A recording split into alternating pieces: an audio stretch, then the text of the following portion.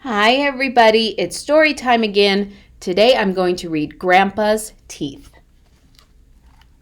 Help! I've been robbed! We heard Grandpa shouting. It's a disaster! Come quickly! He was still shouting as Mom, Agatha, and I ran up the stairs.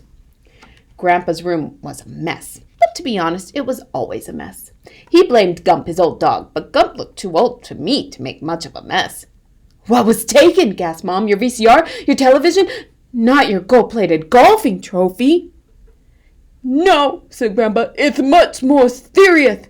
It's my teeth. They've been stolen. Grandpa normally kept his teeth in a glass of water by the bed. The glass was still there, but the teeth were missing. You haven't swallowed them by mistake, have you? Asked Mom. Of course not, replied Grandpa. Those teeth were special, handmade by the finest Swiss craftsmen.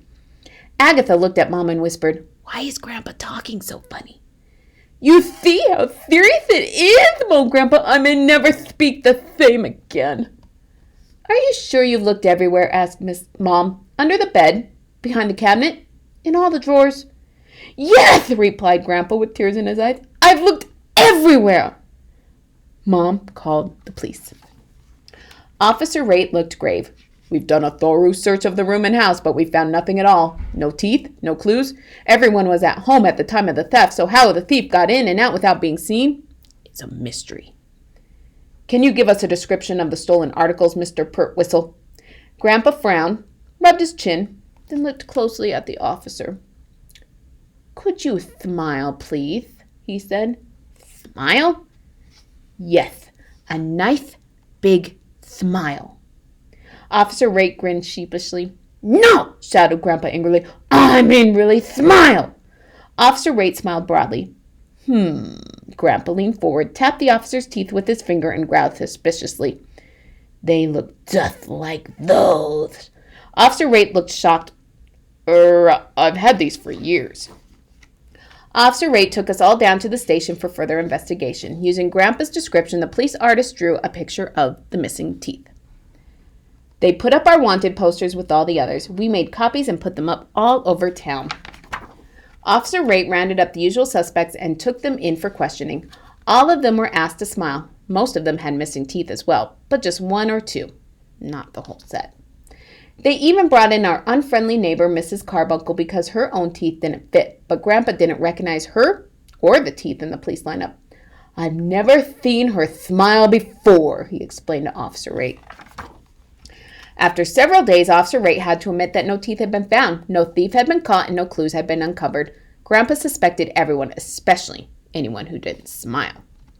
Soon the whole town was smiling at him. Although he never smiled back, he had nothing to smile with. Mom even got a call from one of those TV shows, Unsolved Crimes. They came to the house in a helicopter. We had to reenact the whole thing. When Grandpa was interviewed, he asked the reporter, Pearl White, if he could borrow some of her teeth. "After all," he mumbled, "you have more than enough." Dad called Switzerland to find out how much a new set of teeth could cost. He was so shocked when he found out that he dropped the phone. "The only way we could ever afford it," he joked to Mom, "is to sell the house." Grandpa thought this was a great idea.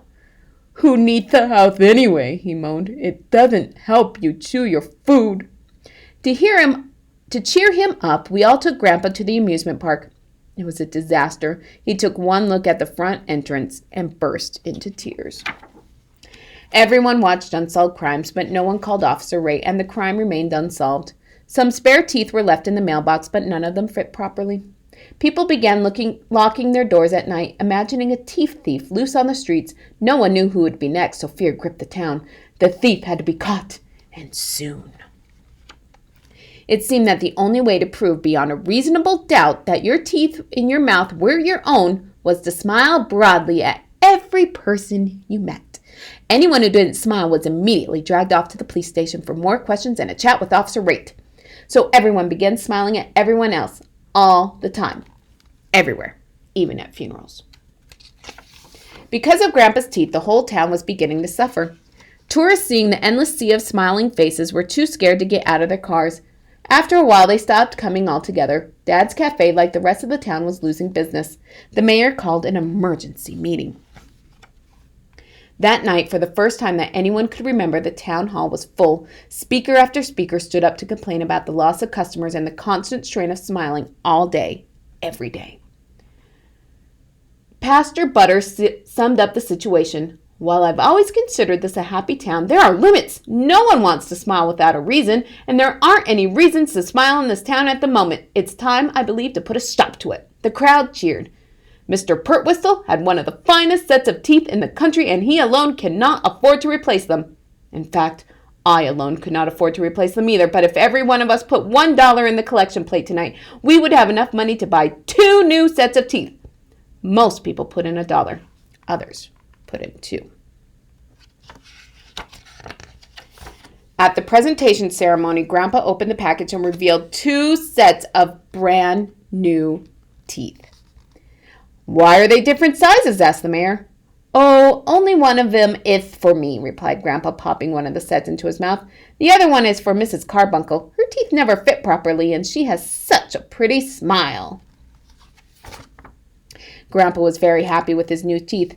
So was Mrs. Carbuncle. They smiled all the time. In fact, they were so happy that Grandpa's old dog, Gump, smiled too. For the first time ever. Hope you liked that silly story about the dog having some false teeth in. We'll see you later.